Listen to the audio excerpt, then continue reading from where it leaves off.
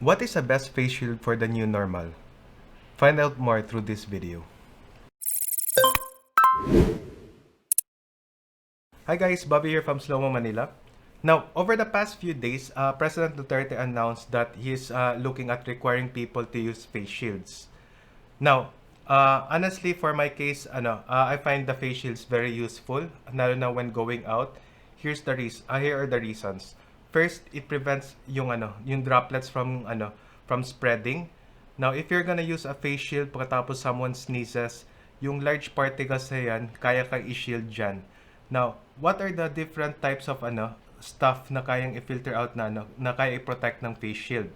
The first one would be your eyes. The eyes kasi, if you're gonna check the WHO data, yung eyes is a path kung saan pwede ka ma-infect ng virus. Kaya if you're gonna go outside, may mga nakita kang tao na hindi nag-glasses or hindi nag-face shield, they're at risk actually. Kasi if someone sneezes or there's some airborne particles and dumapo sa mata yan, pwedeng mahawaan yan. Our eyes have mucous membranes wherein kung nag-attach yung virus, pwede siya mag-transmit towards our lungs and get that infection. That's the reason bakit face shields, glasses, goggles, yung mga medical professionals, they're using it as an additional precaution for their case. Now, the public, I see na there is a need for the public to do the same as well. Now, as for airborne particles, pati yung mga maliliit na particles, yeah, it helps somewhat na kung naka-mask ka. Yung additional na filtration dito, yung pagbangga niya dito, makakatulong din yun. Now, once ma-shield ka dito, ang tendency dyan is yung mask mo, if in case may makalusot man, the mask naman can filter it out. Okay. Now, what are the best face shields so far? I was able to buy 3 shields over the past few months and I'll give you a review para you get idea ano ba yung face shield na babagay sa inyo. It really depends on your preference and the type of work you're doing, the type of activity you're doing in your lives. Now, for the first shield, this is the black one. I bought this one in Lazada. I think it was around 60 or 70 pesos. For this one, if you're gonna don it, it's very simple. You just put it here, remove this, attach it. That's it.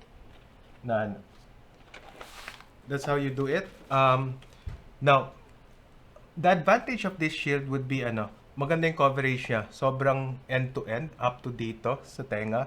Pagkatapos hanggang dito sa lampas baba. Maganda yung shielding coverage niya. Ang disadvantage na notice ko dito is this part, the foam part. What I notice is pag nasa labas ka, lalo na mainit, may tendency na mapawisan kasi maipon yung pawis dito. Now, I'm very cautious about dyan sa mga pawis na yan kasi may tendency na what if yung pawis has the virus and it goes down sa eyes or sa certain parts ng nose natin and stuff. Kaya from time to time when I'm using this, I ensure na I cool down and make sure na yung pawis na yan is well managed. Yun yung napansin ko dito. But if you're gonna use bunny shields and bunny suits like the frontliners, those things kaya i-prevent yung situation na yun.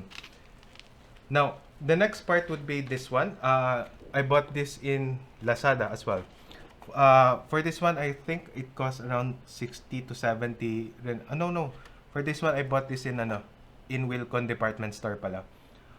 This one compared to this one, ang na-observe ko dito, yung size nila almost the same pero yung curvature na to is better. Pag nilagay mo dito sa ibabaw yan dito, mas nagbe-bend siya and nanonotice ko yung airflow niya mas maganda. You can breathe better dito when you're using the gill mask, this one, or the surgical mask, or the green nanofiber mask. Mas makaka-breathe ka better dito. This one medyo mahirap huminga dito. This one better yung breathability. For the foam part, na-notice ko mas masarap dito sa forehead, mas gentler. The disadvantage I noticed this, similar to the other one, may tendency na pawisan ka rin sa ibabaw and pwedeng pag hindi mo minamanage yan, pwedeng yung sweat comes down sa face mo, which is you need to be aware of. Kaya cool down from time to time. Pero since yung foam naman is the material used sa foam is softer, pagkatapos may tendency na yung pawis na part hindi ganun ka-grabe compared to the other one. Okay. Next one. This one. I know many of you are familiar with this. This has become popular sa sa mainstream. ABS-CBN Showtime yata nag-display na to. Our celebrities were using this without the mask. Anyway, the one thing that I like about this is it's very simple to don, parang glasses lang. At the same time I noticed din na compared to the other two, ito maganda yung breathability niya, mas madaling huminga. You can also use glasses combination with this one.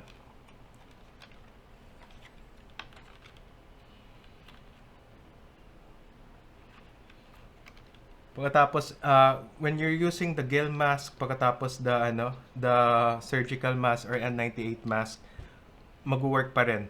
When it comes to breathability, okay lang, sakto lang. Parang dikit lang dun sa sa second mask that I've shown you. What is the disadvantage that I noticed dito? Well, there's some slight disadvantage I noticed. When you done it, I noticed for this one, may pagitan pa rin na pwedeng may lulusot na mga particles dito sa gilid. Sa unlike this one or this one, full coverage talaga dito yan sa yun yung slight na disadvantage niya. Pero it does the job when it comes to preventing droplets from coming in sa eyes. It does the job on preventing dito.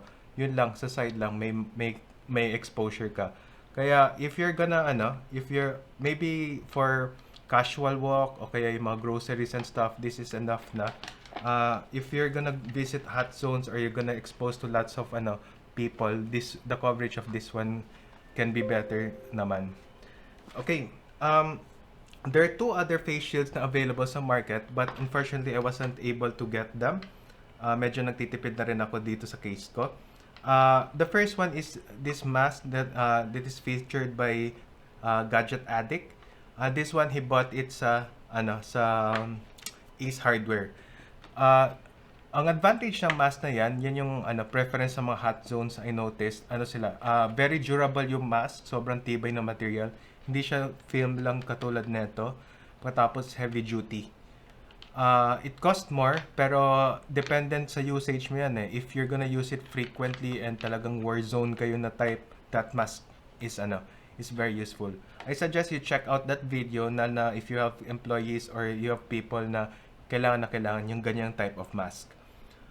The second one is the half mask. Yan, maporma naman yan.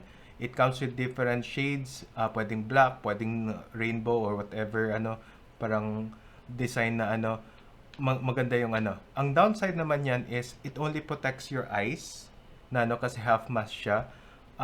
Pagkatapos it doesn't provide the full coverage dito sa ilalim. Now, why am I emphasizing yung coverage hanggang dito? The added benefit of a face shield would be prevention of the droplets. Na yung droplets kasi, lalo yung large ones, yung sneeze na yan, pag tumama yan sa mga mask, may tendency na yan, hindi yan masishield ng mask. A heavy barrier like this can help to prevent it. Ngayon, if there are aerosolized virus na particles, ngayon, pagkatapos nag-front sa'yo, this additional barrier can help protect you.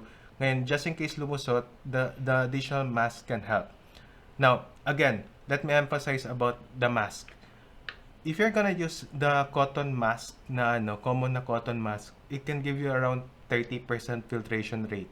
Ibig sabihin, 70% of the particles can still enter your mouth or your nose. Now, if you're gonna use the surgical mask, 80% yan, N95, 95%, nano green fiber mask, the green box one or the whatever brand yan, gives you around 98%. Combining it with this, mas malaki yung filtration rate, mas malaki ang chances mo na ma-protect ka ng against those types of droplets or aerosolized na part.